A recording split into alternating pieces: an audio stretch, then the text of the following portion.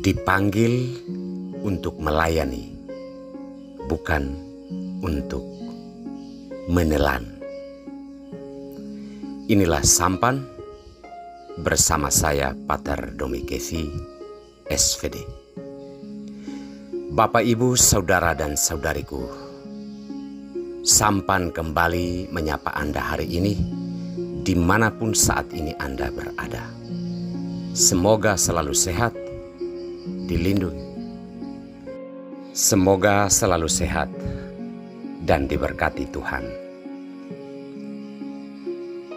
Saudara-saudariku terkasih, panggilan itu berasal dari Allah. Dalam bentuk apapun, pekerjaan, status, pilihan hidup, itu adalah panggilan. Masing-masing kita sebagai orang beriman perlu sampai pada memahami bahwa kita semua adalah orang-orang terpanggil. Tuhan memanggil kita untuk maksud tertentu, dengan pekerjaan, dengan keluarga, atau dengan tugas yang dipercayakan kepada kita. Saudara-saudari terkasih, sabda Tuhan yang kita dengarkan pada hari Minggu biasa ke-13 ini berbicara tentang panggilan. Dalam bacaan pertama, kita mendengar bagaimana Elia diutus untuk mengurapi Elisa menggantikan dirinya. Ketika dipanggil, Elisa memohon agar ia berpamitan dengan keluarganya. Elia membiarkan hal itu terjadi.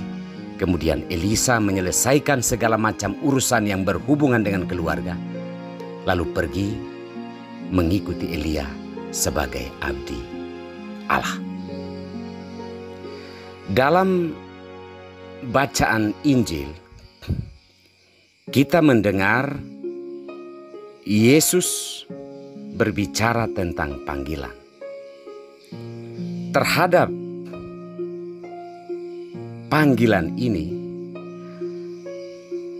awal mula mungkin berasal dari dalam diri setiap orang, atau juga bisa berasal dari Tuhan.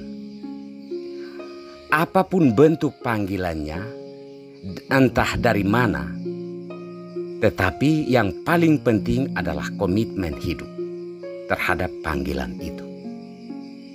Jika kita dipanggil, namun kita masih membangun rasionalisasi, atau kita masih membangun alasan-alasan yang kurang jelas, Yesus menegaskan bahwa barang siapa yang siap untuk membajak lalu menoleh ke belakang, ia tidak layak bagi kerajaan Allah. Atau pada kesempatan lain, Yesus dengan begitu tegas mengatakan, biarkanlah orang mati menguburkan orang mati, ketika orang-orang yang dipanggil itu masih berpikir tentang keluarganya. Apa yang dikatakan Yesus ini bukan berarti bahwa Yesus tidak manusiawi. Yesus mau mencabut kita hidup-hidup dari kekeluargaan, adat istiadat dan budaya. Tetapi yang ditekankan Yesus itu soal komitmen hidup. Bahwa ketika kita sudah sampai pemahaman hidup bahwa apa yang kita lakukan, apa yang kita kerjakan untuk hidup ini adalah panggilan, maka komitmen itu perlu ada. Sehingga kita tidak dipermainkan oleh motivasi-motivasi tidak jelas, misalkan jabatan, misalkan kepentingan keluarga, misalkan kepentingan diri, atau kepentingan uang, emas, dan seterusnya. Saudara-saudari terkasih, mengapa komitmen itu perlu? Karena panggilan itu bertujuan untuk pelayanan. Pelayanan dalam kasih. Kita dipanggil untuk melayani sesama dengan kasih.